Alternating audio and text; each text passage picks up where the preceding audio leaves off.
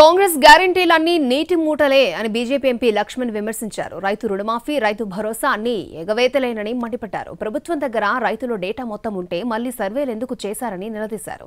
రైతులకు అండగా బీజేపీ ఉద్యమాలకు సిద్ధమవుతుందని లక్ష్మణ్ అన్నారు.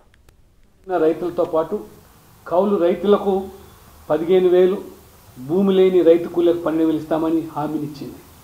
అవన్నీ హామీలు అటకెక్కించి వాళ్ళ 12,000 వాళ్ళ కౌలు రైతుల ఊసే ఆ క్యాబినెట్లో ప్రస్తావన లేదు.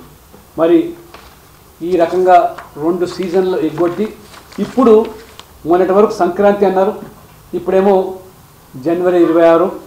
మరి ఆ రకంగా మరి ఈయన రేవంత్ రెడ్డి గారు ఏ రకంగా వారు హామీలను మరి విస్మరిస్తున్నారో తెలంగాణ రైతులు ఇవాళ గమనిస్తూ ఉన్నాం.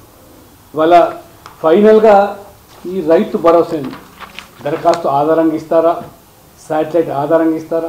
ఈ పాటికే అన్ని లెక్కలు ప్రభుత్వం దగ్గర వ్యవసాయం చేసే భూమి అన్నీ కూడా ఉన్నప్పటికీ కూడా ఇవాళ కొన్ని షరతులు, నిబంధనలు, ఏరివేతలు, వడపోతలు అంటూ ఈ రకంగా మాయమాటలు చెప్పి తప్పించుకునే ప్రయత్నం. అన్ని వివరాలు ప్రభుత్వం ఉన్నప్పటికీ ప్రజాపాలనలో మరి లక్షల దరఖాస్తు సేకరించి ఎందుకు మళ్ళీ ప్రమాణ పత్రాలు? రాబో రోజుల్లో పెద్ద ఎత్తున ఉద్యమానికి ఉపక్రమించి ఈ ప్రభుత్వంతో తాడో పేడో తెలుసుకుంటామని చెప్పి కూడా ఈ ప్రభుత్వాన్ని హెచ్చరిస్తుంది.